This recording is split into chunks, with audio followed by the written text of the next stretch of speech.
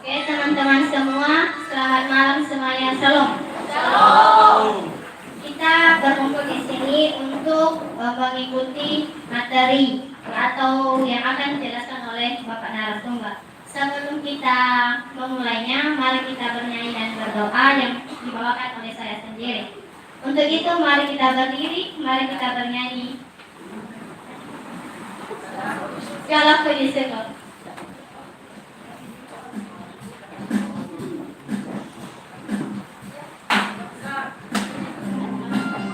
Mari kita bertepuk tangan.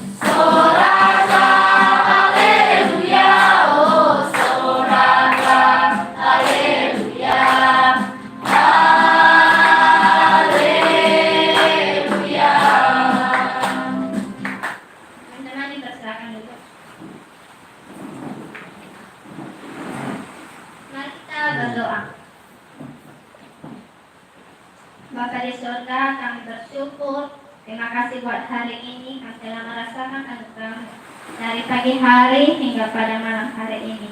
Kami percaya itu bukan karena kuat hebat kami Tuhan, hanya karena kasih dalam kehidupan kami. Tuhan Yesus, kami sadar kami adalah orang-orang penuh dengan dosa. Tolong ampuni kami agar tidak menjadi penghalang dan penghambat berkat kehidupan kami. Tuhan, ini kami anak-anakmu yang berkumpul pada malam hari ini. Sebentar lagi kami akan memulai segala kegiatan kami. Kami mohon kiranya Tuhan yang selalu bersama-sama dengan kami dari awal pertengahan hingga kami akhirnya segala kegiatan ini. Berkati Bapak narasumber Tuhan, agar apa yang dia sampaikan kepada kami semua menjadi berkat dalam kehidupan kami. Tuhan Yesus, inilah doa dan permohonan anak-Mu, janganlah kehendak kami yang menjadi, melainkan kehendak Tuhan yang menjadi atas kami. Dalam nama-Mu kami berdoa dan bersyukur. Amin. Oke, teman-teman semua, sebentar lagi kita akan mendengarkan materi dari Bapak narasumber tentang pengenalan museum dan pusaka budayanya. Untuk itu diharapkan untuk tenang dan HP jangan dinaikkan dulu. Kepada Bapak dipersilakan. Bah, terima kasih. Ini moderatornya luar biasa. Kita tepuk tangan untuk moderator kita. Nama moderator kita siapa ya? Ferdi Lasi, Pak. Ferdi Lasi. Ya, Lasi. Luar biasa sekali. Kalau begini, wah, senang sekali hati saya melihat dan mendengar apa yang tadi sudah disampaikan. Anak-anak kami dari PPA Agape, nama itu Agape itu menyentuh hati saya, entah kenapa. Mungkin karena itu sejenis salah satu jenis dari cinta ya. Iya ya. Kalau cinta Agape bagaimana? Hubungan antara kita dengan Tuhan, dan itu tidak mengenal yang namanya ada syarat ya. Tidak ada syarat cinta Agape itu. Tidak ada syaratnya, tulus, ikhlas. Itu jadi malam ini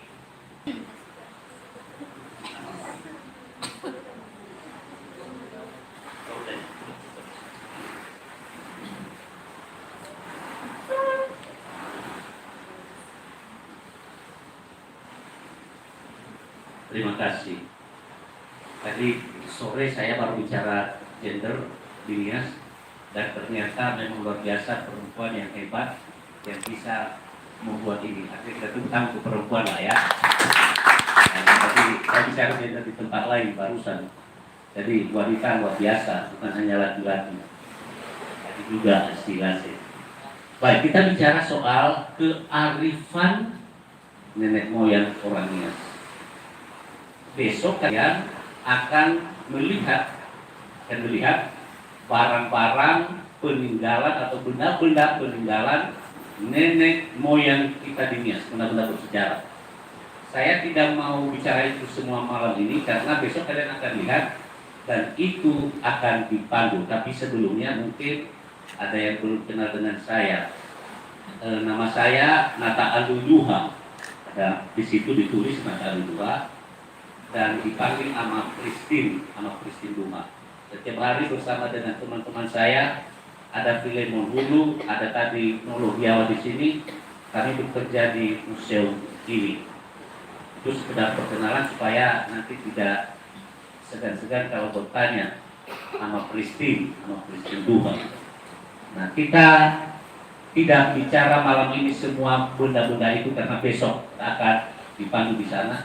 Tapi saya ingin membagi sedikit sekelumit kecil saja dari apa kearifan leluhur kita, karena sering sekali kalau kita tidak tahu apa pengetahuan, kebijaksanaan, kearifan mereka, kepintaran, kecerdasan mereka, kemudian kita mengabarkan itu orang primitif, orang kuno, tidak tahu apa-apa, dan kemudian kita tidak menghargai.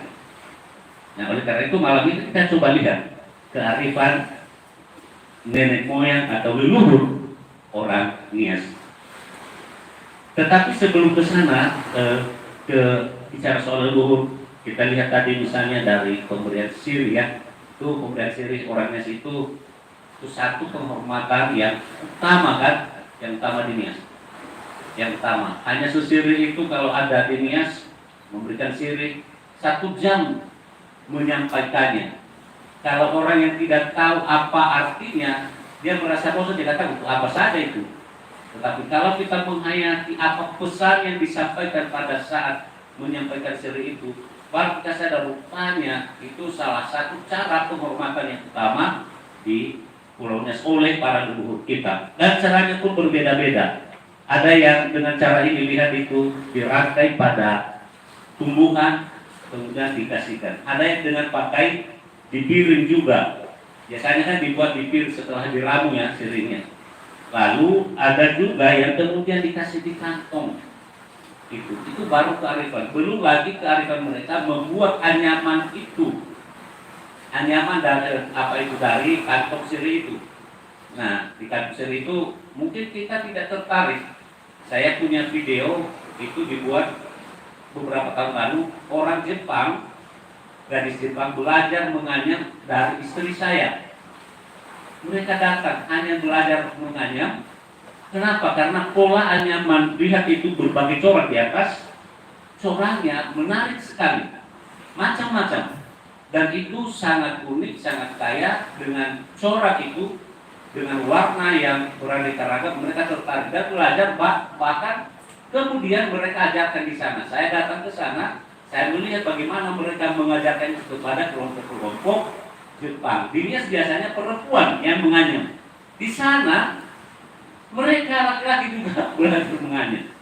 Jadi tidak ada istilah pengetahuan itu pengetahuan atau keterampilan hanya untuk laki-laki atau perempuan. Semua bisa dipelajari oleh siapapun. Ini contoh kearifan kita yang terabaikan. Kearifan itu pengetahuan leluhur yang terabaikan.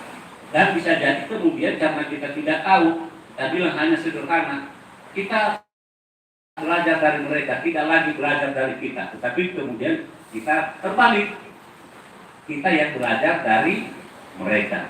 Nah, ini yang harus kita pertahankan anak-anak kami sejak sekarang. Hal-hal sepele mungkin kita anggap tidak penting. Itu contoh. Itu topi mereka, kalau kita lihat topi sekarang mahkota ya, semua kan kayak kuningan itu ya, pakai itu. Ada yang kemudian mengatakan emas. Dulu tidak pakai emas atau kuningan. Itu dari daun itu saja, nandrulo. Ada yang ditanam di halaman museum itu. Itu sengaja ditanam karena dulu belum ada emas dan perak dan logam di Pulau Nias. Maka yang mereka pakai apa yang ada di alam. Maka mereka pakai daun itu. Sekarang kalau di sana kita jangan ditanya mengapa itu dipakai, karena itu dulu yang mereka pakai pertama. Setelah ada kemudian logam, emas dan sebagainya, baru ditempa mengikuti pola daun itu, modelnya. Ya, mengikuti pola bagaimana pola daun itu, model daun itu, itulah kemudian yang ada di mahkota tersebut. Jadi jangan lagi ditanya mengapa yang di museum itu dipakai. Jadi kita mengenal itu. Dan itu semua terjadi di museum ini. Kalau tidak ada museum ini, mungkin kita juga, kalian tidak di sini dan saya tidak di sini malam ini kan? Pasti. Nah, jadi kita kenalkan sedikit, itu nama museum kita pasti sudah tahu semua kan? Museum Pusaka Nias. Bukan Museum Budaya Nias, tapi Museum Pusaka Nias. Karena pusaka itu ada 3. Satu, pusaka budaya, itu budaya, dia menyatu budaya. Pusaka alam dan pusaka gabungan antara pusaka alam dan pusaka budaya. Jadi ada 3. Dan makanya di sini kita pakai museum pusaka Nias karena bukan hanya menyangkut budaya, tapi pusaka. Semua pusaka yang ada di Pulau Nias. Jadi ada pusaka alam, ada pusaka budaya. Itulah yang ada di Museum Pusaka Nias ini. Jadi bukan pusaka budaya saja. Pusaka budaya itu kebudayaan, ya, apa dihasilkan oleh manusia. Pusaka alam itu apa yang diciptakan oleh Tuhan atau alam itu sendiri yang ada di alam. Kalau orang yang tidak percaya Tuhan, dia bilang yang ada di alam. Tapi kita yang percaya akan kehadiran Tuhan, kita mengatakannya diciptakan oleh Tuhan. Dan gabungan kedua itu disebut pusaka saujana namanya. Saujana ini kita buka saja sebentar biar kalian sedikit terbuka. Nah, saya tidak mau membahas ini, tapi saya hanya mau mengatakan bahwa fungsi museum, kalau kita di sini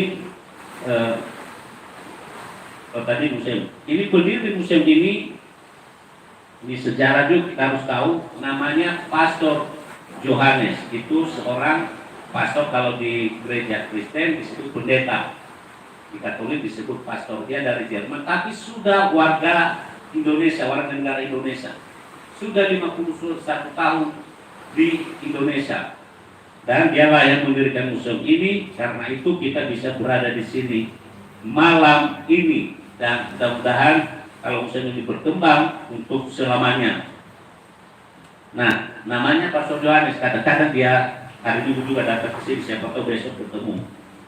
Karena itu saya sendiri dan semua orang yang ada di museum ini menghormatinya, termasuk Bapak Filemon sangat menghormatinya. Dan juga di Indonesia ini dia sangat dihormati. Saya rasakan itu. Kalau kami kemana-mana dia sungguh dikagumi, karena dia membangun museum ini dengan tujuan untuk kepentingan orang-orang Nias. Ini yang tadi pusaka ya, kita tidak lama di situ. Sekarang kita masuk ke kearifan para leluhur langsung. Kalau bicara kearifan leluhur, benda-benda tadi juga budaya itu oleh karena manusia. Kalau tidak ada manusianya, maka tidak ada kearifan itu. Maka kita harus tahu siapa leluhur kita. Siapa leluhur kita sepintas saja. Paling tidak ada lima orang atau 5 kelompok. 5 orang atau 5 kelompok leluhur kita itu. Yang pertama di pulau ini sebelum ada manusia dulu dunia sini ya. Bisa jadi sudah ada, tapi kemudian yang dihitung, kemudian yang ada sampai keturunan yang sekarang, inilah yang ada di atas ini. Pertama, Dia, kita singkat namanya, Dia, biar gampang mengingat. Atau kalau panjang, Dia Walani Adu. Dia, itu leluhur kita yang pertama dulu. Yang kedua, Gejel. Dia itu di selatan, Gejel itu di bagian utara. Jadi mereka itulah keturunan kita sekarang. Makanya kita ada. Jadi kita harus tahu dari mana kita, kecuali yang bukan orang Nias. Nah, ini semua orang Nias ya?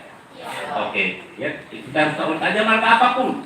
Entah dia marga apapun, itu Gejel, Hela, dan wajib kita tahu itu.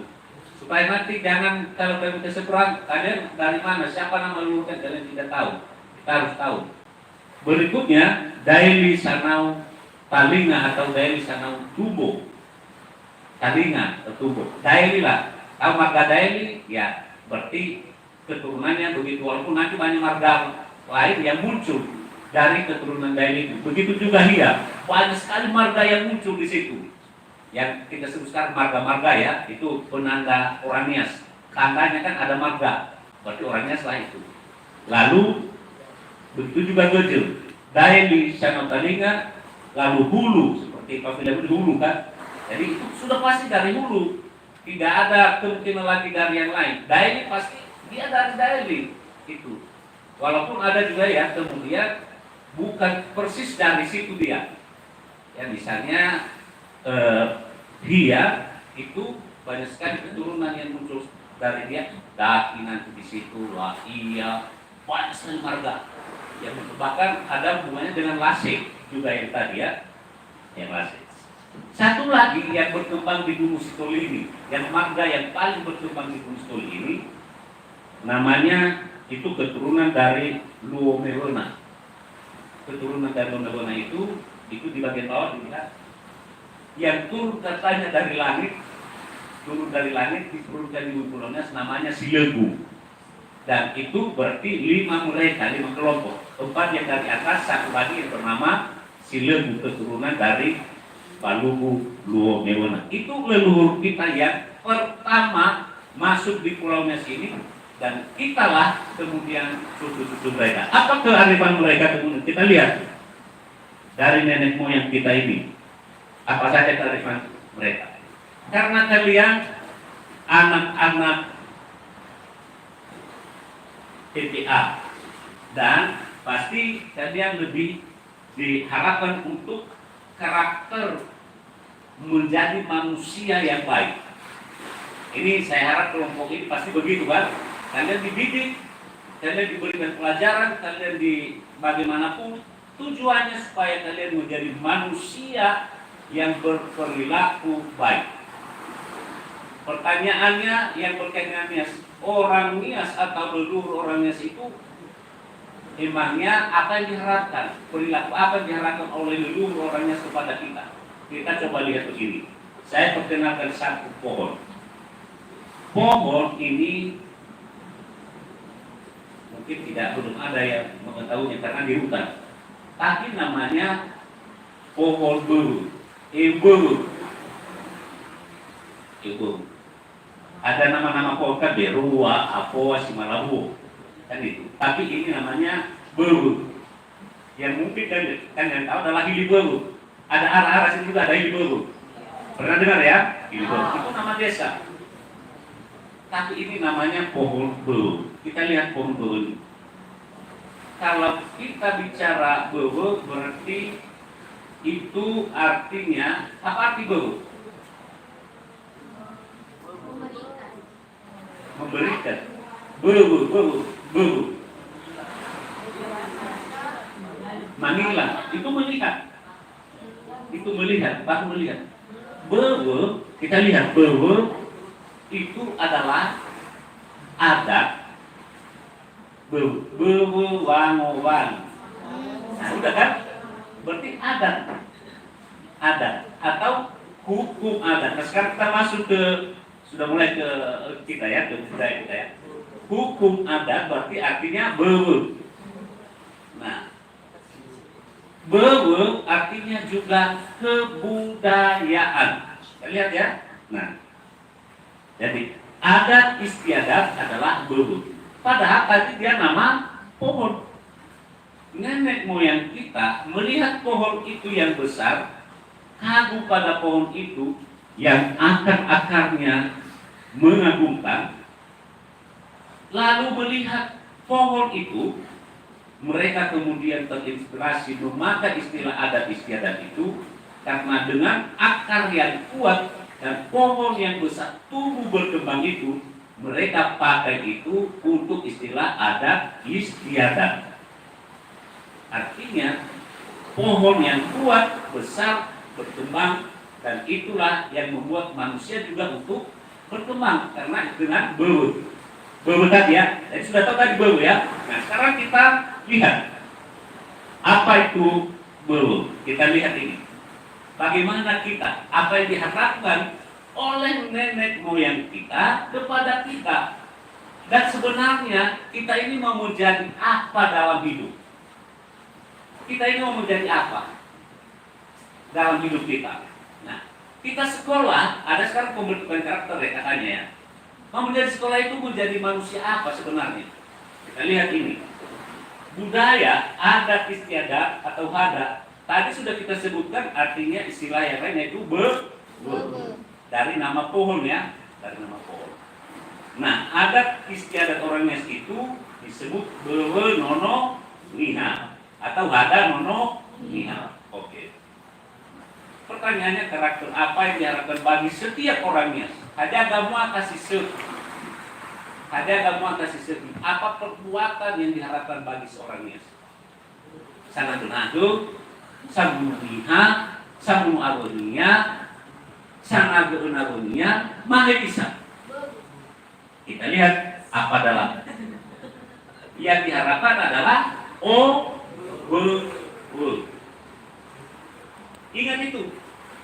Ingat itu saja jawabannya. Yang diharapkan bagi seorang Nias adalah Apa artinya Tadi beru. Dan seperti ada istilah, tahu ada kan? Adat istiadat. Sekarang Apa artinya Kalau saling berbagi. Contohnya, kalau kamu makan, temanmu di sampingmu sudah mau mati kelaparan, apalagi makanan kamu itu harumnya, wanginya enak sekali, kamu makan di sampingnya, semakin laparlah yang ada di sampingmu itu. Tapi kamu tidak membagi apapun. Kan tuh kamu yang mau dunia, kemana dunia? Karena balik ke itu apa balik ke kau, bila bapakku balik dia bujang, kan? Semakin dia tersakiti, semakin lapar tersakiti. Kamu sudah tidak memberikannya, tapi kamu juga membuat dia sakit hati. Nah, itu bukan mubarak. Yang mubarak tadi kalau belum dia lapar kamu bagi. Itu ada tradisi kita di Nias, vegero. Tahu ya? Membagi makanan itu kepada orang.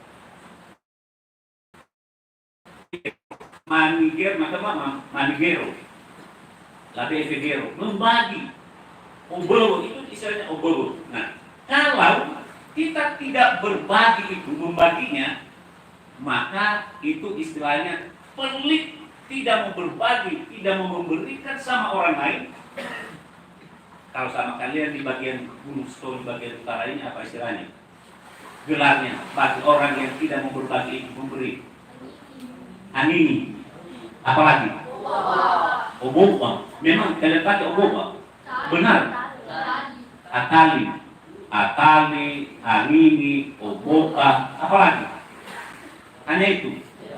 Istilah anini, atali itu masih mending. Kita lihat yang sebenarnya adalah oboka. Apa itu oboka? Ini sangat pelik. Medrogaduro. Tidak pernah dia mau berbagi siapapun. Gak mau. Dia tidak mau memberi kepada orang lain. Oboka. Itu ada dua kata di oboka itu. Obou dan boa. Apa obou? Busuk. Karena jadi manusia yang busuk. Itu diharapkan. Ononiha, orang Nias itu tidak boleh menjadi manusia yang busuk. Tahu yang busuk? Bau. Belum lagi kalau busuk hatinya. Ingat itu. Kita seringkali dikatakan di Nias ini, dengki, obou dede, ya kan? Bilang ngomongnya, obou dede, dengki. Jangan pernah jadi begitu. Karena yang diharapkan oleh leluhur kita sama kita adalah menjadi bewe. Ingat yang pertama tadi, dari bewe menjadi bewe. Bukan oboka tapi bewe. Bayangkan mereka bewe nononia, bukan boka nononia, tapi bewe nononia. Nah, menjadi obok jangan, menjadi boka juga jangan. Kenapa tidak boleh menjadi boka? Apa itu boka? Apa boka? Telur ya? Oke, telur. Telur yang bagaimana itu boka? Telur busuk. Biasanya kan kalau ayam mau menerap supaya dia punya anak. Yang tidak dieraminya, tidak menjadi anak, yang gagal, itu yang gagal. Jadi jangan jadi gagal. Yang gagal itu kemudian menjadi busuk. Wah, itu menjadi busuk, dan itulah yang disebut boa. Telur yang gagal di kertas kemudian menjadi busuk, dan karena busuk baunya minta ampun. Pernah ada yang mencium boa? Tidak ada bayangan siapa yang pernah mencium mayat? Belum. Nah, jangan bayangkan karena baunya, waduh, pasti kamu jatuh pingsan. Begitu boa itu jauh lebih busuk dari situ, lebih bau boa itu yang telur busuk itu.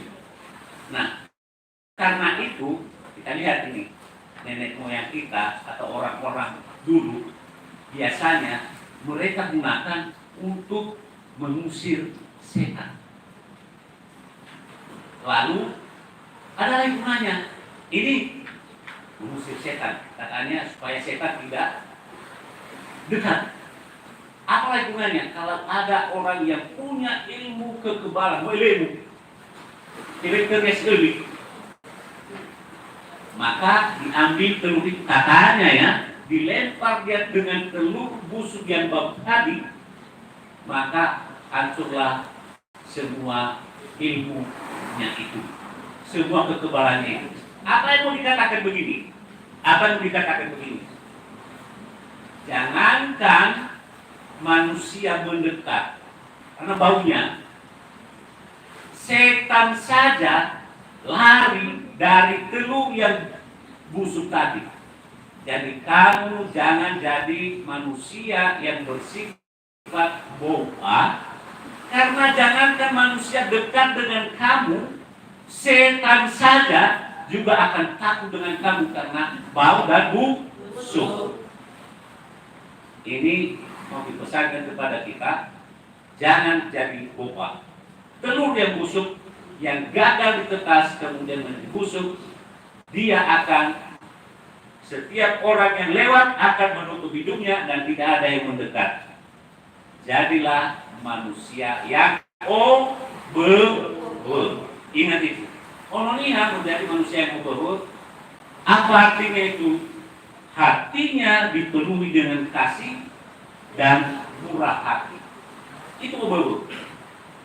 Hatinya dipenuhi dengan kasih dan murah hati. Nah, itu ada hubungan dengan cinta agape tadi. Ya. Kasih dan murah hati yang tulus, bukan bersyarat. Agena ubege gebu, bau ubege kumaha lagi gemuk. Tidak, dia tidak bersyarat. Itu soal obrol. Kita tidak. Ini apa ini? Nah, ini rumah adat lagi, adat. Kembali lagi kita adat istiadat lagi. Sudah rumah, sudah manusianya harus obrol. Rumahnya mesti ada lagi obrol. Adat kan? Adat lagi. Jadi rumah itu diibaratkan orang-orang yang mengerti manilah adat, manilah berut, murah hati, semua ada di situ. Tahu adat istiadat. Nah, apa yang mau saya katakan di sini? Tidak semua saya katakan bagaimana kehebatan nenek moyang kita.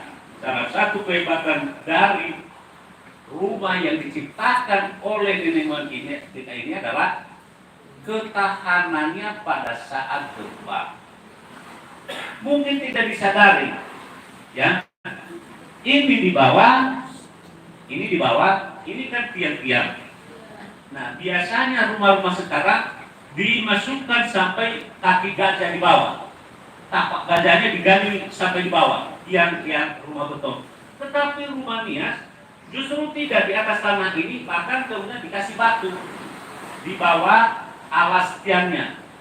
Dan itu salah satu cara leluhur nenek moyang kita mengurangi kekuatan gempa ketika terjadi gempa itu, karena kan gempa bumi ya dari bawah bumi kekuatan gempa. Jadi kalau terjadi gempa kemudian dikasih batu itu yang kemudian yang bergoyang dan sampai ke atas, kekuatan gempa itu sudah berkurang, tidak tertransfer, tidak kemudian sampai dia ke atas 100%, tetapi sudah terkurangi dengan goncangan diisolasi oleh batu itu.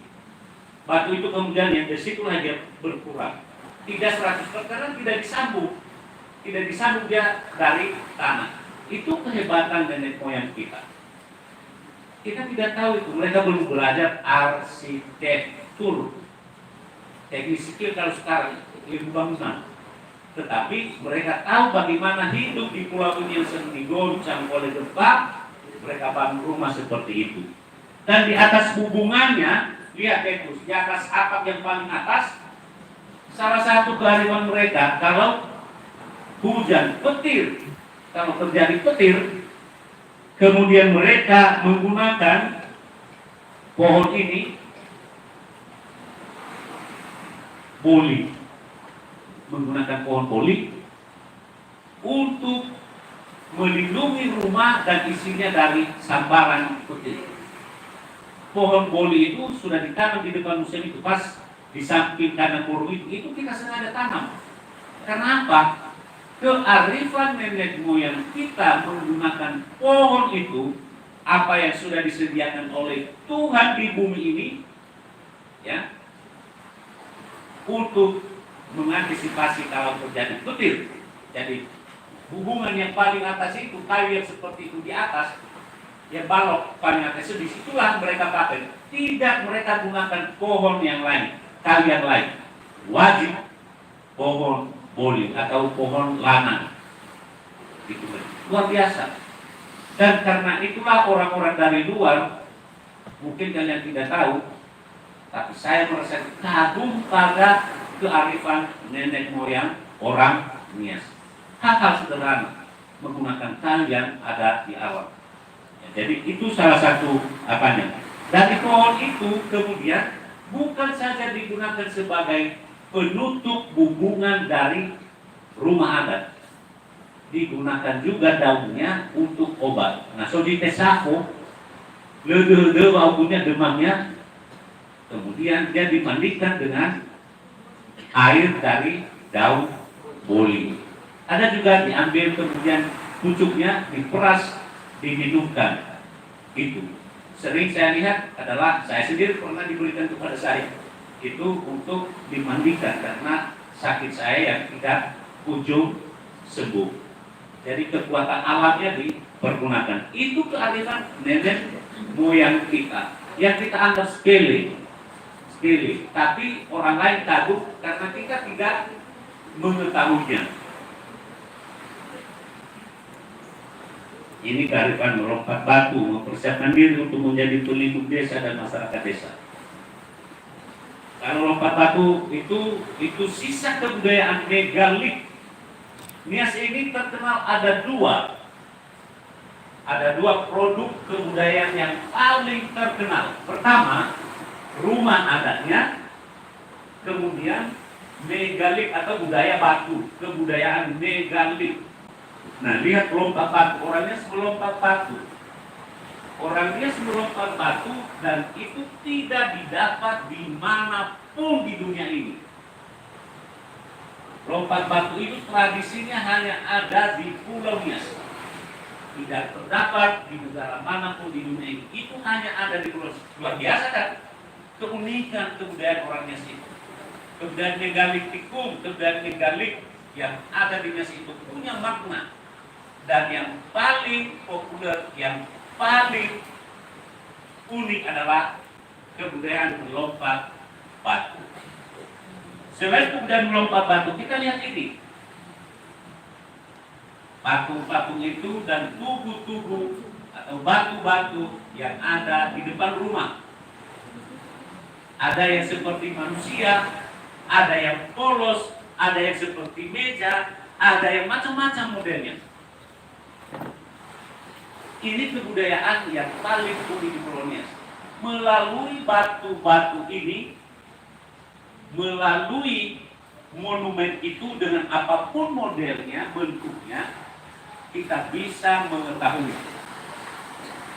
sejarah, kehidupan, perilaku, apa yang dilakukan oleh nenek moyang kita dulu. Kalau ini tidak ada, karena tidak ada tulisan, tidak ada tulisannya, kita tidak akan mengetahui apa yang terjadi dan bagaimana kehidupan nenek moyang kita pada zaman dahulu. Hanya dengan batu itu. Jadi semua batu, semua ukiran, semua patung, semua ornamen yang ada di rumah piran-piran itu, kita bisa mengetahui, melalui itu kita bisa mengetahui bagaimana kehidupan dan kualitas kehidupan nenek moyang kita pada zaman dahulu. Jadi itu pusaka budaya, karena diciptakan oleh nenek moyang kita, oleh manusia. Itu luar biasa mereka, dengan berbagai ukiran itu, caranya mengukir, bagaimana modelnya, itulah yang mau disampaikan kepada kita. Kita ambil contoh, misalnya, ya, apa model patungnya? Dia pakai kalung, dia pakai mahkota, itu berarti dia telah melakukan pesta puasa untuk menaikkan status sosialnya, menjadi salawa banua, menjadi balugu bangsawan, menjadi tuhenuri. Jadi melalui batu itu, kalau tidak ada batu itu kita tidak ketahui siapa orang ini. Dan kemudian bagaimana bentuk-bentuk, bagaimana ornamen ukiran yang ada di batu atau apa saja yang ada di rumahnya. Jadi itu kearifan para leluhur. Boleh dikatakan semua ukiran itu yang juga besok akan lihat di museum, patung-patung, ukiran, batu, ornamen dan sebagainya. Itulah yang menjadi buku yang bisa kita baca, seperti kita baca, yang memberikan pengetahuan bagi kita tentang kearifan, sejarah, dan peradaban nenek moyang kita. Karena tidak ada buku yang dulu ditulis, hanya dengan tuturan lisan saja. Itulah model-model batu sebagian. Nah, itu di depan rumah. Salah satu lagi soal pohon tadi. Bagaimana kearifan nenek moyang kita soal pohon? Versi. Tadi ini pohon versi. Ada di pusat itu juga, besok bisa dilihat ya. Di samping Omo Bale yang ada di tengah itu tidak jauh dari situ sebelah kanan. Jadi contohnya ini pohon versi lagi. Ini pohon sakral dulu. Sekarang tidak lagi dianggap sakral karena kita punya agama ya. Kenapa sakral? Karena jika salah satu dahannya patah, maka bakal ada tanda-tanda itu sebagai tanda bangsawan yang meninggal. Kalau salah satu dahan dari pohon itu patah dulu, itu digomo. Karena peradaban kita itu, kebudayaan kita yang maju itu dimulainya di Gomo. Jadi ini mereka sangat percaya di Gomo dulu, kalau patah dahan dari pohon itu maka itu bakal ada yang meninggal. Tapi jika daun-daun pohon itu berguguran, jatuh, maka pertanda wabah penyakit akan datang. Sayang pada saat COVID ya kita tidak tahu apakah juga berkuburan. Tapi mungkin tidak, karena kita sudah tidak lagi percaya pada hal-hal yang semacam ini sekarang. Nah, jadi kalau ada wabah penyakit, dulu penyakit yang terkenal itu talusoyo itu atau mencetak tidak lama, hitungan setengah jam meninggal. 1 jam meninggal. Saya masih tahu itu waktu saya kecil di kampung saya. Dalam tempo 1 bulan itu 70 orang meninggal di kampung saya dulu 1 bulan, tidak lama. Nah, ini yang mereka takut, jadi katanya ada tanda-tanda seperti begitu. Sekarang kita lihat yang lain. Apa yang lain? Itu pusaka alam kita yang kaya, yang juga diciptakan oleh Tuhan selain manusia, ya, diciptakan oleh Tuhan. Itu selain kita sendiri ada makhluk yang lain, yaitu keanekaragaman hayati dan burung-burung yang beraneka ragam di Pulau Nias ini. Sekarang sudah punah semua. Itu kita tidak punya lagi magiau, keke, boboaya dan lain-lain sebagainya. Tetehua yang sekarang siapa yang punya tetehua di rumah? Ada? Tidak. Magiau ada yang tahu magiau ya? Magiau atau burung beo. Tahu burung beo ya? Tahu. Burung hantu, tahu? Tahu. Oh, sudah tahu burung hantu? Oh, di mana tahu burung hantu? Di museum sudah dilihat juga burung hantu? Belum. Karena memang tidak ada hantu di museum. Jangan takut. Oke, jadi ini keanekaragaman kita ini semua kemudian hilang. Tapi kita mau melihat begini. Karena hilang keserakahan manusia, saya mau mengajak anak-anak kami. Ini kekayaan kita yang memberikan daya tarik sebenarnya. Kita tahu tadi kan bagaimana. Itu sama dengan makhluk hidup juga. Tapi karena kita, siapa yang hobinya menembak burung? Di antara kalian laki-laki ini. Jangan tembak burung orang. Nah, semua pada melihat satu sama lain. Jangan. Jadi burung yang ada di pohon. Ya. Janganlah kita menembak burung lagi. Sayang, karena tidak ada gunanya. Masa burung ini juga kan Ada tadi kalau laki-laki ini biasanya kan kalau saya waktu kecil ketapel, jadi karung itu ketapel. Nah, asal lihat burung sudah sediakan batu di kantong, tembak. Padahal burung yang kita tembak pun hanya sebegini. Mau diapain burung yang sebegini ditembak? Nah, Jesse kan burung yang pengisap madu pisang, kecil-kecil. Untuk apa dibunuh? Padahal kita juga tidak makan. Nah, ini saya ajak, itu ciptaan Tuhan yang memberikan daya tarik pada alam kita, janganlah kita tembak. Apalagi magiau. Magiau itu sudah terkenal sebagai burung yang paling diketahui di seluruh dunia. Burung magiau atau Beonias itu paling unik. Karena itu kita harus lindungi. Burung kekek sudah hilang. Tidak ada lagi Beonias. Sudah hilang. Karena itu lah satu-satu hilang pusaka alam kita. Bukan hanya pusaka budaya tadi kan. Pusaka alam kita hilang, maka itu kita harus lindungi. Kita lihat satu burung ini. Pernah melihat burung itu? Kalau hujan, habis hujan, biasanya kemudian keluar burung ini. Ya, karena mereka mencari makan setelah hujan. Karena itu biasanya ada amsal atau ada hiu yang oleh nenek moyang kita menggunakan setelah melihat burung ini. Jadi buyu namanya.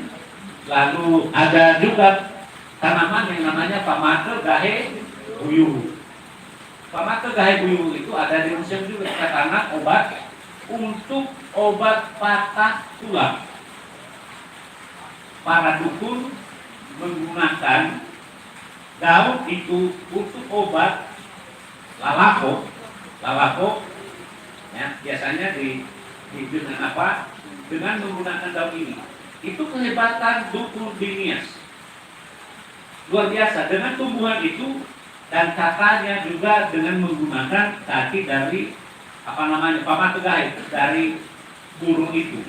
Saya mau katakan bahwa saya sendiri kaki saya pernah patah dan kemudian kaki saya waktu SD kelas 6 patah karena main bola dan sembuh.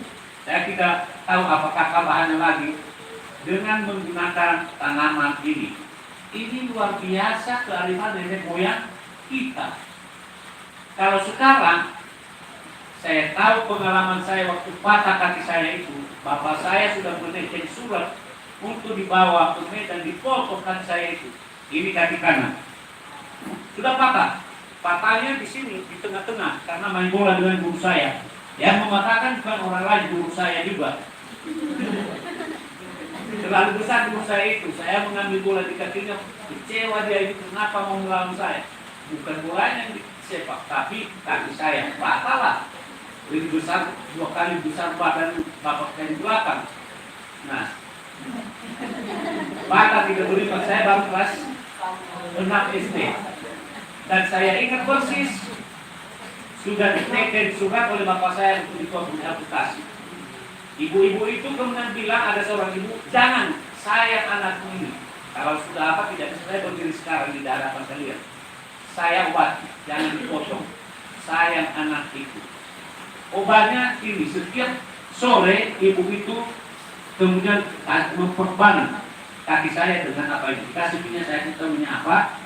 Dan itu kesaksian saya bahwa kaki saya kemudian 3 bulan saya sudah normal kembali. Tulang kaki saya itu dulu begini, tidak ada lagi apa ini, sudah patah, tidak ada lagi apa ini. Di tengah, pas di tengah itu sudah patah. Itu salah satu kearifan atau pengetahuan nenek moyang kita luar biasa sekali untuk kehidupan, hal-hal biasa, dan itu kita tidak tahu. Kita anggap bahwa budaya itu hanya tarian, hanya mainan, hanya rumah adat, dan lain sebagainya. Ini yang tadi burung itu. Ada amaidola. Tahu amaidola ya? Nah, kalau kalian di Nasutari kita berita amaidola. Kalau dia di kitab suci itu disebut amsal. Amsal apa yang paling kalian ingat dari kitab suci? Ada yang kalian ingat ya? Salah seorang lah yang ada kita yang kecil ini pernah baca kitab Amsal. Apa yang terkesan salah satu ayat di kitab Amsal yang kami ingat? Apa?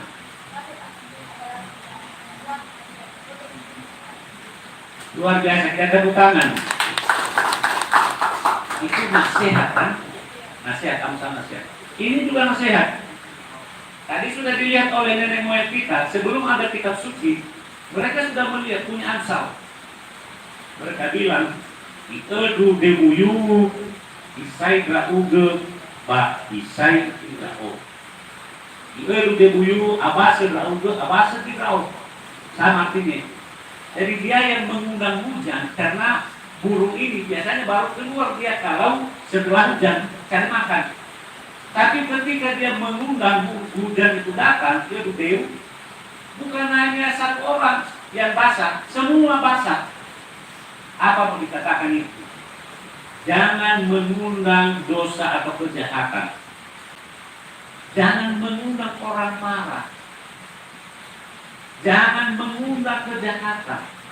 Karena kalau itu terjadi bukan saja saya yang menanggung risiko, tapi kamu juga yang akan kena resikonya. Sama-sama kita menanggung resikonya. Jadi makanya jangan mengundang orang lain untuk melakukan kejahatan. Karena bukan hanya dia yang melakukan kejahatan, kamu juga akan kena dampaknya. Nah, itu salah satu Amsal yang kemudian dilihat dari karakter Uyuhu. Kita lihat ke Beo ini. Ini tadi Beo ya, Beonias. Beonias. Apa yang kamu tahu tentang Beonias?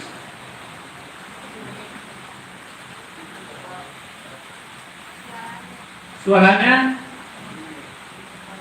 bagaimana? Apa yang kamu tahu tentang Beonias?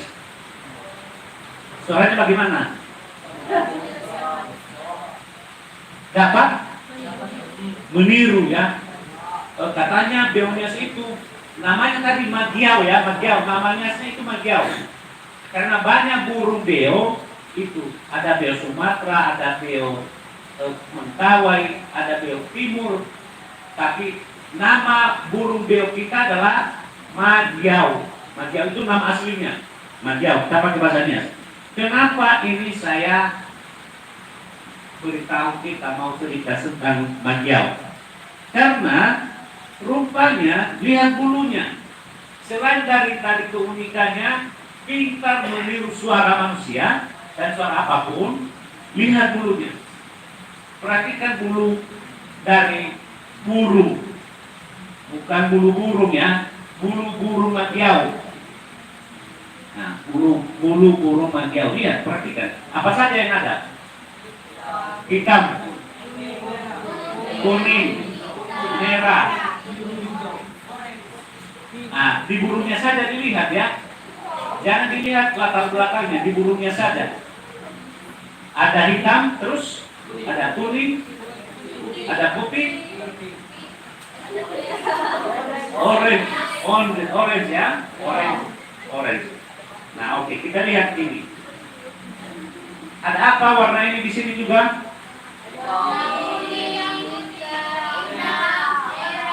Ini siapa ini? Orang siapa? Sekarang kita bicara soal warna yang disukai atau warna-warna yang paling mendominasi, yang paling digemari oleh orang-orang dunia. Kita lihat burung itu, dan juga nenek moyang kita melihat burung itu, maka mereka terinspirasi tentang warna dari warna burung Magiau, burung Beonias. Bukan dari Eropa. Tanya yang mengatakan, dari mana orang meniru warna? Katanya karena sama dengan bendera Jerman, maka itu dari Jerman. Bukan. Sebelum ada orang Jerman itu masuknya Beonias itu 1800-an. Nah, orangnya sudah kenal warna jauh sebelum itu. Sebelum 1800. Jadi Mereka terinspirasi itu dari warna bulu burung beo, beonias. Kita lihat tadi itu. Ya, cerita ini ada saya tulis. Ya, cerita itu saya tulis dari seorang tua dari Gomo.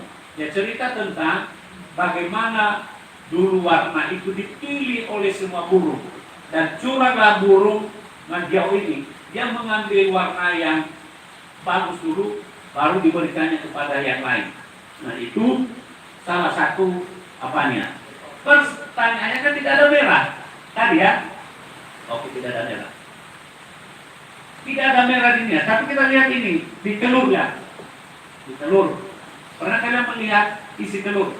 Nah, kalau benias itu macam-macam itu yang kuning telurnya. Perhatikan itu. Nah, yang ini kuning telur. Semua kita sebut, tapi para penghayat atau para dukun, para penghayat obat tradisional, praktisi obat tradisional, para dukun tidak mengatakan itu kuning telur, saus dulu. Kalau mereka kasih obat, mereka selalu bilang alui keda soyo gadulo, bukan saus dulu. Tapi soyo gadulo ini tentang kita dinias.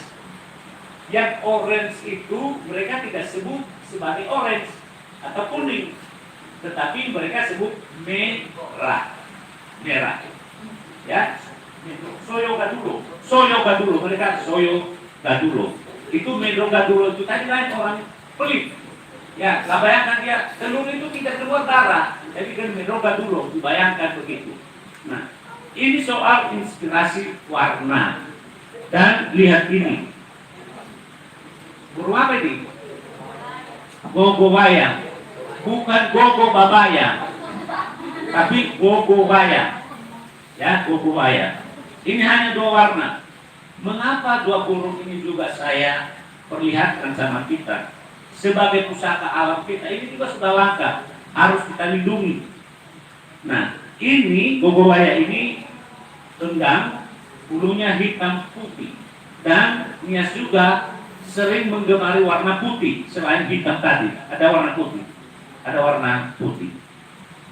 Kita lihat ini kemudian, apa gelar kedua burung ini? Mengapa kita harus lindungi? Gogobaya itu menurut Amaidola, lihat ini, ada sayap di atas. Ada Amaidola, kan Amsal ini. Menurut Amaidola Monunia, hejani nau bogo nomui mamawa liyo. Kejalawa gogobaya, salawa gogobaya. Berarti gogobaya itu salawa. Ke di ulu magiau. Nah, gogobaya itu adalah pemimpin atau salawa, sedangkan magiau adalah bangsawan atau si ulu, balugu. Kalau di sini. Dalam Amadola itu diibaratkan mereka seperti raja burung, punya status yang tinggi. Nah, karena itu dua burung ini mesti kita lindungi. Makanya di Museum Pusaka Nias kita kampanye terus melindungi magiau ini yang sudah terkenal selain burung-burung yang lain. Ini ada seperti sudah dituangkan dalam Amaidola atau Amsal kita. Nah, selain inspirasi warna, kemudian burung itu sangat istimewa. Kita lihat lagi yang lain. Kalau nama pohon yang ada di atas, ada beruang, ada aman raya, ada afoa. Ini semua pohon digunakan untuk bangunan rumah adat. Tapi juga digunakan untuk nama-nama desa. Tuhe Gafoa. Tapi tidak ada lagi pohonnya di sana. Lucu kan? Namanya desa Tuhe Gafoa, tapi tidak ada lagi pohon Gafoa. Nah, ini kalau kita tanam pohon itu perlu untuk rumah adat dan juga mahal. Kan kayu, berarti kita akan dapat uang juga. Begitu juga dengan Aman Raya. Kecamatan Aman Raya, kan tidak ada lagi Aman Raya sama sekali. Pohon itu. Begitu dengan Kuhe Berua yang terkenal di sana. Ada di kota itu Berua? Tidak ada. Nah, ini dikasih nama tapi tidak ada lagi nama pohon ini. Ini sayang sekali. Kita hilang pusaka alamnya, tapi tinggal kenangan namanya. Ini bagi kita di Nias harus kita tanam pohon yang berkualitas itu, karena itu juga akan memperbaiki ekonomi kita dan lingkungan. Demikian dulu, nanti kita teruskan lagi. Kalau ada yang mau bertanya, boleh dipersilakan dari saya. Itu sebagian atau sekelumit dari kearifan nenek moyang kita di Pulau Nias.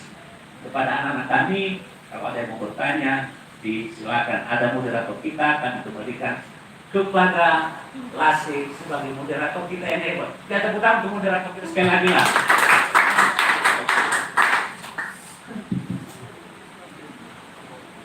Oke, teman-teman, kan tadi Bapak narasumber telah mempersilakan. Jika ada teman-teman yang masih kurang mengerti, boleh dipertanyakan mulai dari kelompok, karena sebelumnya telah kita bagi kelompok, jadi diharapkan untuk setiap kelompok dimohon ada pertanyaan. Dipersilakan.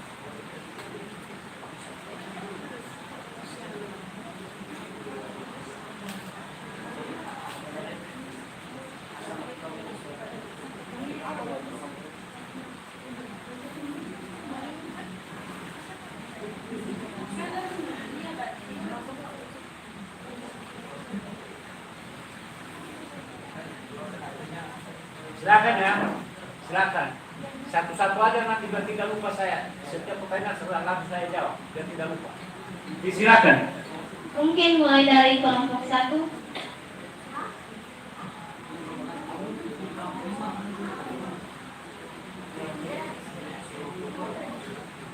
Oke, kita lanjutkan untuk kelompok 2. Jika ada pertanyaan, persilakan.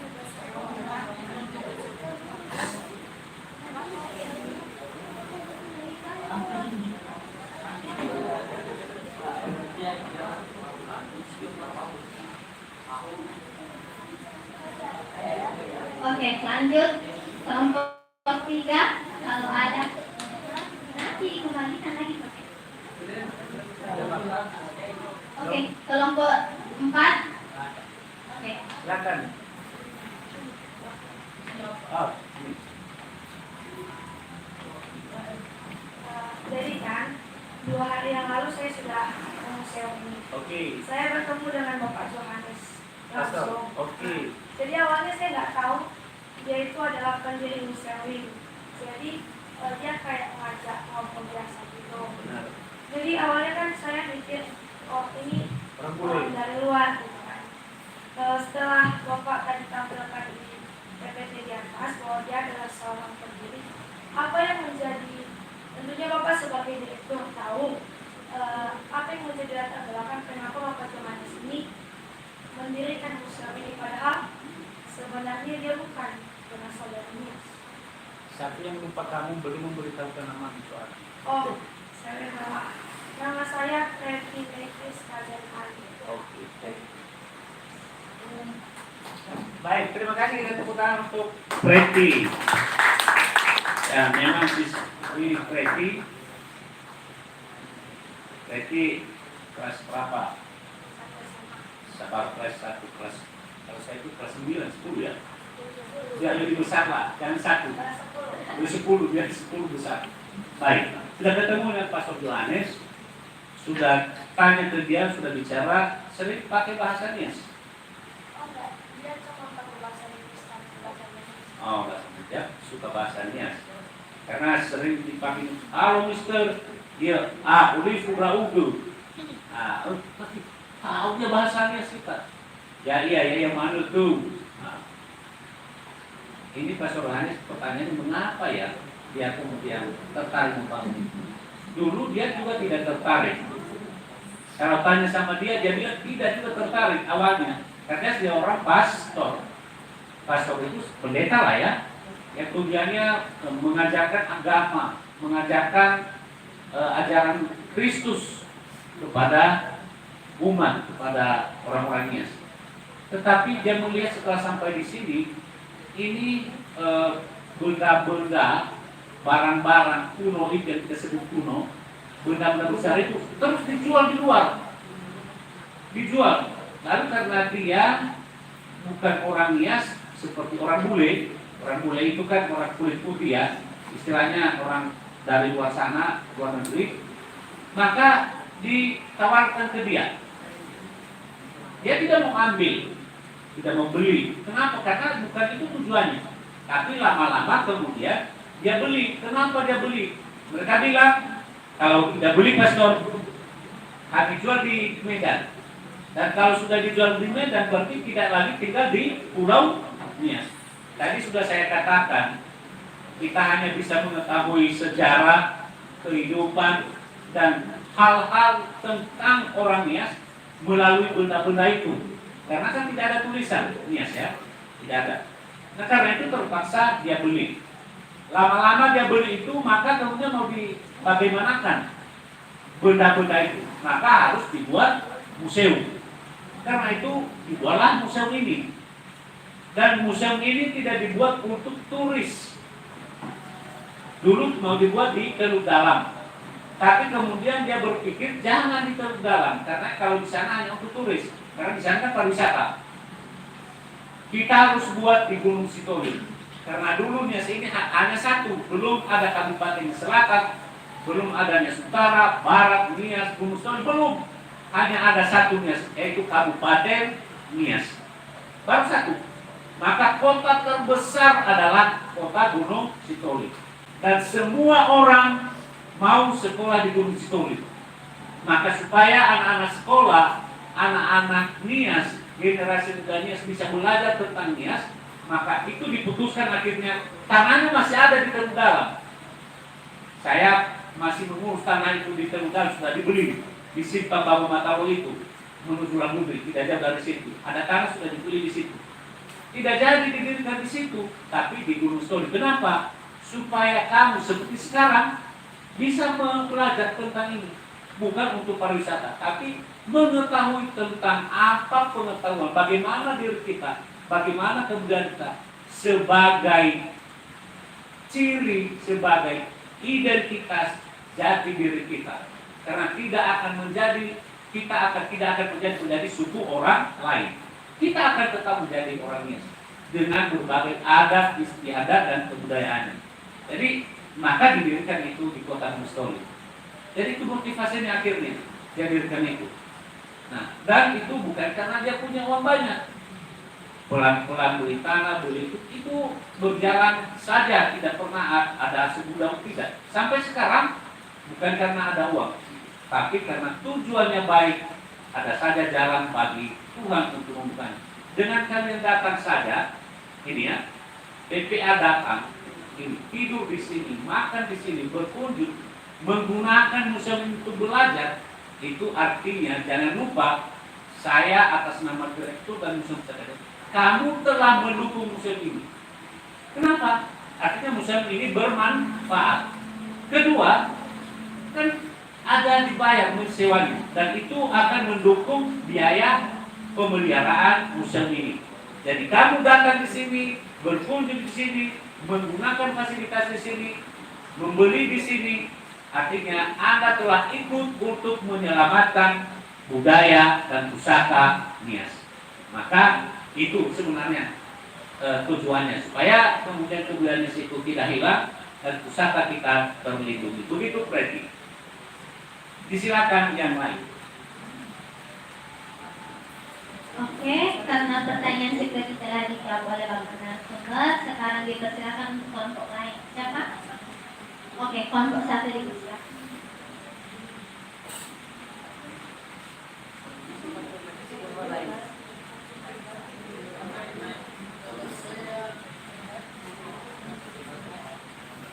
Perkenalkan, saya Mohsen Maroni. Saya tanya adalah, kan tadi nenek moyang kita turun dari langit. Berarti moyang kita itu berasal dari langit. Oke. Kita langsung ya, lalu ya. Ya. Jadi ini kelas berapa juga nih? Oke. Jadi sekarang kita bicara nenek moyang ya, nenek moyang asal. Jadi ada paling tidak kita harus belajar tiga ilmu. Tiga ilmu kalau kita belajar nenek moyang, bahkan sebenarnya 4. Pertama, berdasarkan cerita atau mitos namanya ya. Cerita itu mitos. Berikutnya berdasarkan kalau ditanya misalnya anak siapa ini, berarti itu berdasarkan DNA atau gen, dites DNA-nya. Lalu ada lagi berdasarkan peninggalan purba zaman dulu. Kita melihat itu, ini siapa manusia ini, atau dari bahasa. 4. Nah, yang tadi itu Gauli itu dari cerita atau mitos. Dari cerita atau mitos itu selalu dikatakan darinya nenek moyang kita berasal dari langit. Ya. Tapi tidak mungkin berasal dari langit. Itu hanya cerita. Tapi cerita itu telah membantu kita untuk bisa meneliti, mengetahui sebenarnya dari mana mereka ini. Itu yang digunakan oleh para ahli kemudian. Oh, dari langit. Oh, tidak mungkin. Berarti itu hanya cerita, ada artinya itu. Dari langit, lapisan ke-9 katanya. Jadi berlapis-lapis awan itu, awan langit. Maka waktu saya pertama belajar ini, lalu saya naik pesawat pertama, saya bilang, memang benar juga itu ada awan lapisan pertama, lapisan kedua, mungkin oleh karena itu. Kemudian orangnya mengatakan dari lapisan langit yang ke-9, padahal itu hanya simbol saja. Ya, tidak benar bahwa itu dari langit, dari TTO anak istilahnya. Nama langit itu namanya diistilahkan bahasanya saja TTO anak, tempat itu, kerajaan itu. Dari mana sesungguhnya? Tidak mungkin dari langit, dari suatu tempat pasti. Ini akan panjang ceritanya. Singkatnya begini. Kalau dites DNA, tahu DNA ya? Nah, lahanero atau apa namanya itu, ludah, sudah dites oleh museum kita juga bekerja sama. Dari DNA itu atau dari darah yang dipukul 900 orang dulu kita kumpulkan darah, mentes DNA di Nias ini. Ya. Apa kesimpulannya? Bahwa orang Nias itu paling mirip, hampir sama dengan Taiwan. Itu dari ayah. Kan 2 orang sudah, ayah dan ibu, nenek moyang. Berarti bisa disimpulkan, bisa jadi bahwa nenek moyang kita berasal dari Taiwan. Pertanyaannya, itu Taiwan dari mana nenek moyangnya? Nah, nenek moyang orang Taiwan itu juga berasal dari Cina. Nah, jadi kita tidak katakan berasal dari Cina karena mereka sudah beribu tahun di Taiwan. Sama dengan orang misalnya orang Batak yang sudah di Pulau Nias ini ratusan tahun, dia tidak mungkin lagi katakan saya orang Batak, padahal 500 tahun dia tinggal di Pulau Nias. Jadi akan katakan saya orang Nias.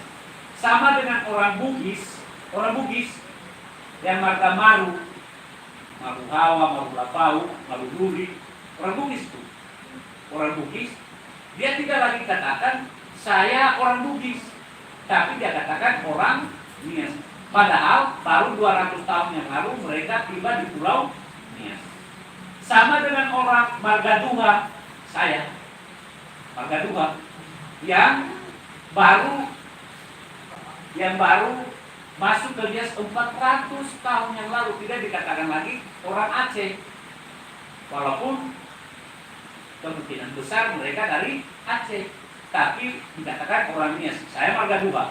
Jadi begitu berita dia itu. Jadi Taiwan. Ibu itu dari bapak ya.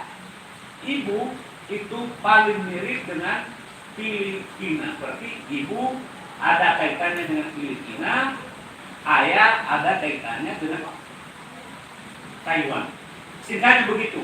Nanti kalau kamu besar jangan ragu-ragu itu, karena sudah penelitian yang paling mutakhir, jangan ragu. Itu satu bidang ilmu. Bidang yang lain mengatakan ilmu arkeologi. Ilmu arkeologi itu ilmu yang mempelajari tentang benda-benda peninggalan zaman dulu, purba. Nah, berdasarkan peninggalan-peninggalan yang ada di temuan peninggalan yang ada di Pulau Nasi ini, dikatakan bahwa siapa yang pernah berkunjung di gua peninggalan? Belum? Nah, sudah. Nah, di situ di gua itu ditemukan bahwa pernah dihuni oleh manusia, kalau sudah datang ya, lebih 12.000 tahun yang lalu. Gua itu lebih 12.000 tahun yang lalu. Siapa manusia yang tinggal di gua itu? Manusianya saya pelan-pelan ingat ya, karena ini tidak sebesar. Ingat, siapa manusia yang tinggal di gua itu? Berarti nenek moyang kita. Mereka adalah manusia yang berbudaya Hoabin. Manusia yang berbudaya apa? Hoabin. Nah, budaya Hoabin apa?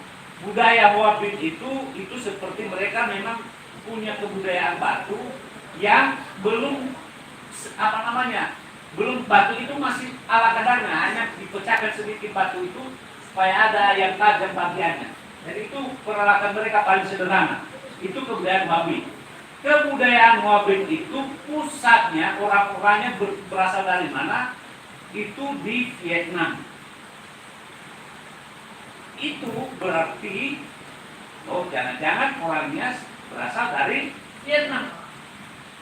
Bisa jadi karena kemudian orang Vietnam itu, saya sudah ke Vietnam. Ya, saya ke Vietnam, saya kumpulkan juga bahasa-bahasanya, ada yang sama dengan bahasa Nias. Ada yang sama. Tidak sama persis, tapi bisa jadi bahasanya itu berasal dari sana. Nah, itu bisa ditarik kesimpulan itu karena Vietnam, orang Vietnam itu persis kita ini. Dan dari mana asalnya juga orang Vietnam? Dari Cina juga. Ya, dari Cina juga. Jadi itu bisa jadi sebagian dari sana, dan lihat keturunan tadi hubungannya. Jadi tidak mungkin lalui dari langit seperti durian jatuh saja dari pohon lalu turun ke bumi ini. Begitu lalu ya. Ya begitu. Demikian di kelompok lain. Mudah-mudahan ini dokumen terakhir karena setengah 10. Baik. Silakan. Untuk 3.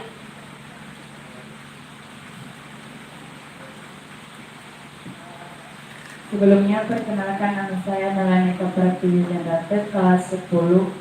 Jadi yang menjadi pertanyaan saya ini terkait tentang bahasa daerah Nias. Jadi pertanyaan saya, mengapa di setiap desa itu logat bahasanya berbeda-beda, padahal darah dari keturunannya hanya merupakan darah dari Sirau. Oh, ini lagi Sirau. Baik. Kita ada lagi kesamaannya karena sudah di sini Sirau ya. Di sini Sirau oleh Pratiwi. Memang leluhur kita itu tadi ada 5 ya. Dan semua mengaku itu mereka adalah anak-anak dari Sirau. Saya sebutnya dulu biar tidak apa. Mereka adalah anak-anak dari Sirau. Kalau mereka anak-anak dari Sirau, kenapa kemudian beda-beda bahasanya ya? Kenapa beda-beda bahasanya? Memang begitulah manusia itu. Manusia itu dalam proses entah anak dia satu, bayangkan aja, satu ayah satu ibu bisa berbeda. Apalagi kalau mereka pindah tempat, dibatasi oleh wilayah-wilayah. Kemudian mereka mengikuti apa yang terjadi di situ. Entah bagaimana lingkungan di situ, bahasa. Coba bayangkan ketika saya dari Tegudalam, saya kan orang Tegudalam, sudah sampai di sini saya tidak lagi pakai bahasa Tegudalam. Bisa tahu bersama di anak moto. Orang tidak perlu heran di sana. Orang tidak perlu heran di sana. Kenapa sama Kristen kemudian berubah tidak pakai lagi bahasa? Woi, anak moto itu hana. Hah? Nah, itu kan bukan bahasa kami. Anak moto. Nah, di situ sudah lain. Anak moto, bah. Jadi gitu. Karena sudah lingkungannya berbeda, jadi memang terjadi begitu. Bukan hanya logat, bukan hanya tekanan atau intonasinya, bahasanya beda. Bahasanya beda. Bisa jadi. Ini ada dua lagi nih. Ini kan karena kalian masih SMA. Itu ada topik itu sebenarnya kalau bicara asal usul lama itu bisa 2 hari baru selesai. Itu karena kita satu-satu kita urut. Ya, kalau menceritakan dari DNA-nya, dari arkeologisnya, dari cerita saja itu bisa beberapa hari. Baru kita kemudian puas. Itu mengapa berbeda dari penelitian DNA tadi? Ada 2 ayah yang kepentingan berbeda. Itu selatan dan utara. Jadi jelas sedikit bahasa yang akan berbeda. Bisa jadi bahasa yang mereka gunakan sekarang, yang hidup manusia sekarang juga bahasa manusia yang hidup 12.000 tahun yang lalu, tapi mereka sudah mati semua. Yang manusia yang hidup 12.000 tahun yang lalu, sehingga kemudian kesamaannya sudah tidak ada lagi. Jadi itu dipengaruhi alam terjadi di mana-mana. Entah dia intonasi, entah dia kosakata. Kosakata itu kan kata-katanya. Pasti. Itu karena sudah beda alamnya. Demikian. Jadi itu dimanapun terjadi. Bukan hanya di kolonias, dimanapun di dunia ini. Logat sama saja bahasa Inggris kok, tapi beda. Bahasa Inggris Amerika, bahasa Inggris, bahasa Inggris Australia, sama bahasa Inggrisnya katanya, padahal juga beda. Sama-sama diistilahkan bahasa Inggris. Kita dengarkan, ini bicaranya bagaimana? Tidak paham kita mau bicara. Bicara orang Inggris Amerika, oh paham kita. Bicara orang Australia ini, bagaimana bisa kita ngerti? Sama dengan bicara orang ke Inggris luar, lalu lahir. Bicara Google, tengah sale, no sigara Google, anak Inggris. Ya, lain kan, padahal sudah di samping itu. Jadi alam itu sudah berbeda. Itu alamnya terjadi. Demikian itu bahasa. Disilakan kepada yang satu lagi. Kelompok 4.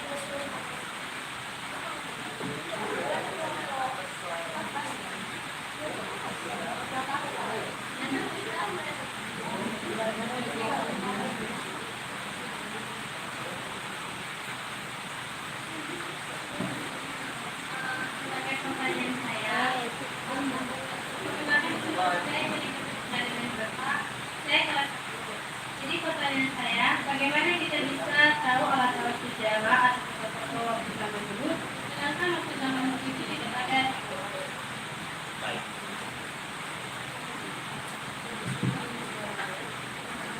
Bagaimana kita tahu jelita ya? Nah, jelita itu sama nama dengan preti. Kenapa punya nama yang sama? Preti dan jelita itu sama. Bagaimana kita tahu foto-foto? Memang tidak ada foto dulu. Yang ada itu foto yang setelah ada teknologi. Misalnya sedang dipamerkan sekarang di Jakarta, Nias lebih sekitar 100 tahun yang lalu ya. Nah, tentang jejak Denmark di Pulau Nias. Itu karena sudah ada teknologi foto pada saya. Tapi sebelum ada teknologi, tadi sudah saya katakan, kita hanya bisa tahu ini dari tuturan pertama ya, dari cerita tuturan lisan yang diceritakan oleh orang-orang tua nenek moyang kita turun temurun, dan itulah yang kita dapatkan. Satu caranya. Kedua, dari peninggalan Apa peninggalan? Benda-benda mereka. Apakah itu benda-benda? Di rumah mereka ukir berbagai macam hal. Ada patung dengan berbagai ukiran dan ornamen. Maka ornamen itu ada maknanya. Mengapa ada itu? Hiasan-hiasan itu, ukiran itu. Dari batu-batu tadi. Maka semua benda-benda peninggalan itu sangat penting bagi kita. Karena melalui benda itu kita tahu bagaimana yang terjadi pada zaman dulu. Maka oleh karena itu museum itu penting. Kalau tidak ada benda-benda itu, kita tidak bakal tahu apa yang terjadi di situ. Nanti di pavilion pertama ada taring ikan hiu. Orangnya sudah mengatakan taring gigi hiu. Orangnya mengatakannya si Ugu Banua. Tahu si Ugu Banua? Bagaimana di sini si Ugu Banua, Pak? Apa si Ugu Banua di sini? Sudah tahu ya? Ah, kalau gemuruh itu petir kan gemuruh, petir gemuruh. Nah, maka kan katanya ada punya batu yang jadi batu petir lah, saya dekat ya, batu kilat, batu petir. Itu dianggap batu petir si Ugu Banua. Padahal karena mereka tidak tahu, mereka anggap sebagai batu petir atau batu yang jatuh pada saat ada kilat. Itu fosil taring ikan hiu yang besar. Karena mereka dapat di gunung.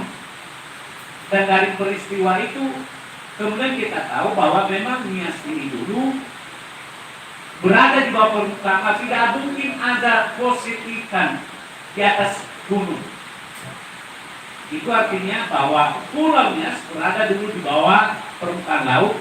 Dan oleh karena gempa kemudian mengangkat Pulau Nias ini semakin lama semakin tinggi. Dan itu terbukti di kolam kita yang di sana yang ada di laut yang ada lingkaran itu. Setelah gempa 75 cm, 80 cm terangkat. Makanya kita timbul. Karena dulu kita di situ ada, selalu ada. Sama dengan lantai itu dulu kan. Masuk ikan pagi-pagi, kemudian kita kasih pagar supaya tidak keluar ikannya. Tapi setelah gempa, airnya sudah tidak ada. Sekitar 80 cm naik bumi. Jadi itu baru ini ilmu geologi dan gempa. Rupanya Pulau Nias dulu berada di bawah permukaan laut dan oleh karena gempa itu lama-lama naik. Kita tidak akan tahu itu kalau tidak ada yang benda ini. Benda inilah mengungkap misteri. Oh, rupanya salah satu bukti bahwa Pulau Nias dulu berada di bawah permukaan laut. Jadi demikian begitu pentingnya benda-benda itu. Karena benda-benda itu akan bercerita banyak tentang kehidupan orang Nias. Demikian. Oke, kita ada pertanyaan lagi. Kalau begitu saya. Nama saya Vertilase, saya kelas 10. Sebagai pertanyaan saya, Pak, kan tadi materi pertama tentang aku. Kan? Jadi mengapa setiap ada acara atau setiap ada tamu yang datang ke rumah selalu ditawarkan aku? Maksudnya apa makna aku? Apa makna? Baik, itu Nias kalau kita lihat kebudayaan Nias itu juga ada karena kesepakatan itu ditetapkan dia inilah adat istiadat orang Nias. Dulu kalau sama kayak di atas itu berlaku yang disebut dengan produk Hilidoraa itu sama kalian. Hilidoraa, produk Hilidoraanya hukum adat yang dirumuskan dalam bentuk produk Itu disebut hidra kalau yang di ratus ke atas itu semua hidra. Nah, itu dikatakan semua perilaku orangnya sih begini. Maka dilihatlah, oh itu kalau orang Nias ada acara, ada pertemuan, penghormatan terbesar yang utama adalah aku. Jadi disepakati begitu. Tapi ada yang lebih lagi itu. Dikatakan dalam peribahasa Nias, telu beli naho, itu di selatan dikatakan. Artinya tiga pound emas harga aku itu kalau diberikan. Tapi apa yang lebih penting lagi? Beli dua, beli lalakisa.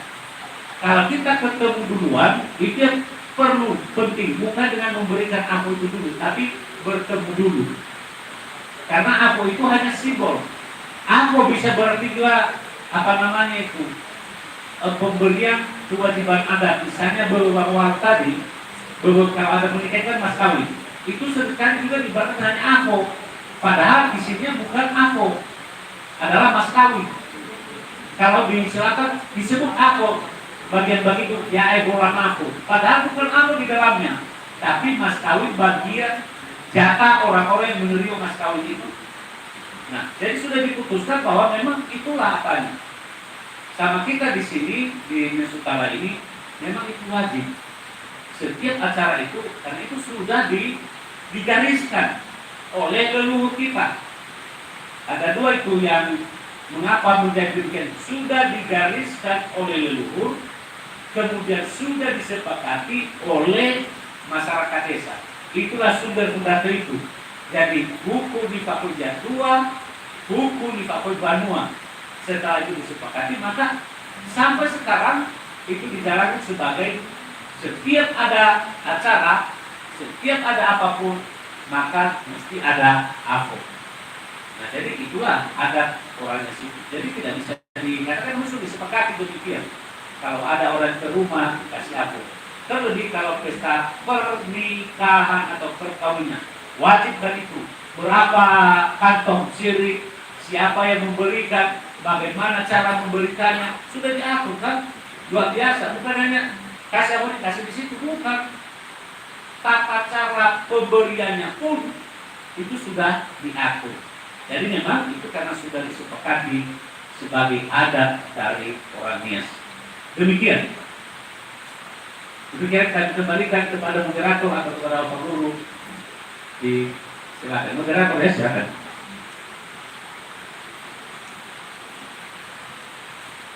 Oke.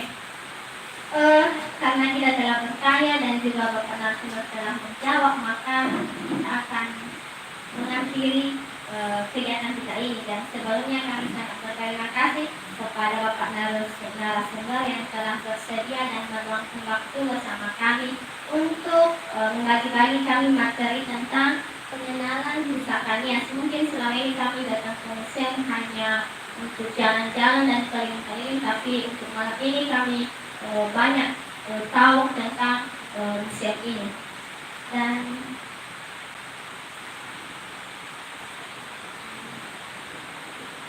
Dan